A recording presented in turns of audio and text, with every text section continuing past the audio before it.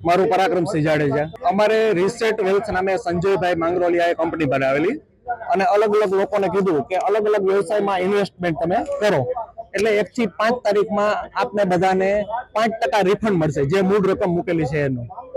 મેં 3 વર્ષ પહેલા રકમ મૂકેલી હતી.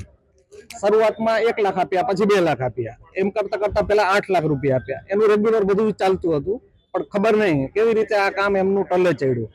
અને પછી ફેબ્રુઆરી મહિનાથી 1 થી 5 માં આવશે, 25 થી 30 માં આવશે, આવું બધું કીધું. અમને મેસેજ પણ કરેલા, પછી તો ફોન પણ ઉપાડતા નથી.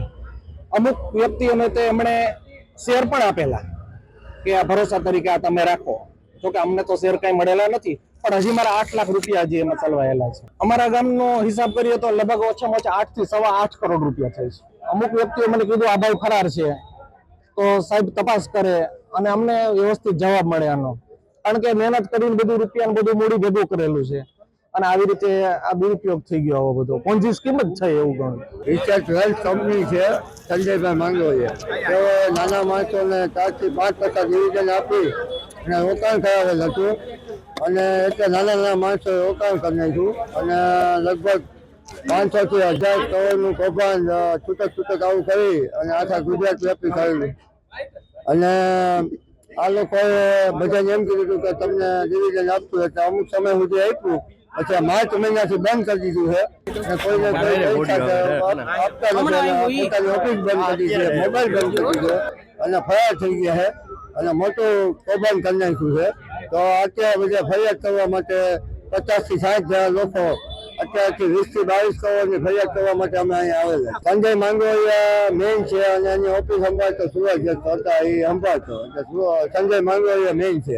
અમારી માંગણી એવી છે કે તાત્કાલિક ધોરણે ધરપકડ થાય અને અમારું રોકાણ કર્યું છે ત્યાં બધા લોકોને પાછું મળી જાય એવી અમારી માંગણી છે. એ 2017 થી ટૂંકમાં બધાને રોકાણ કરતા હતા ધીમે ધીમે અને ત્યાં લગી આ વ્યાજ બધાને ડિવિડન્ડ રૂપે 4 થી 5% આપેલ હતા. માર્ચ મહિનાથી બંધ કરેલ હતું. મારું નામ વીરભદ્રસિંહ જાડેજા. અમારી રજૂઆત છે કે અમારા રૂપિયા જે મૂક્યા હતા અમે કેશ ચેકથી, સંજયભાઈ માંગરોળિયા કરીને છે, 150 રોડ ઉપર એમની ઓફિસ આવેલી છે, આરકે એમ્પાયરમાં છે, 611 નંબરની.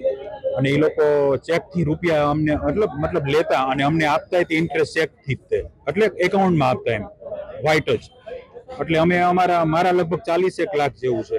આ લગભગ 8-10 વર્ષથી ચાલુ હતું. મારા તો 3 વર્ષથી છે અને અમારા જાણીતા છે એવા તો 60 થી 70 જણા છે.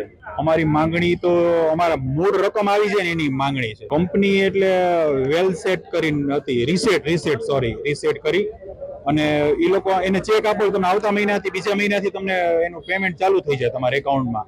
નફો એટલે 5% સ્કીમ એની. તમારે એને ચેક આપો, તમે ₹1,00,000 ચેક આપો એટલે તમને 5,000 રૂપિયા દર મહિને આપે, તમારા એકાઉન્ટમાં જ પડે. હું 3 વર્ષથી હતો એમ રેગ્યુલર અમારા ખાતામાં આવી જતો. 3 મહિનાથી બંધ થઈ ગયું છે, માર્ચથી બંધ થઈ ગયું છે. માર્ચમાં જ કંઈક ડખા થઈ ગયા હતા, લેટ થઈ ગયું હતું. પછી એને એવું કીધું હતું કે 1% ઓછો કરીને આપશું, તોય અમે ચાલુ રાખ્યું હતું. કે માંગણી અમારી મૂળ રકમ આવી જાય ને એવી છે માંગણી અમારી.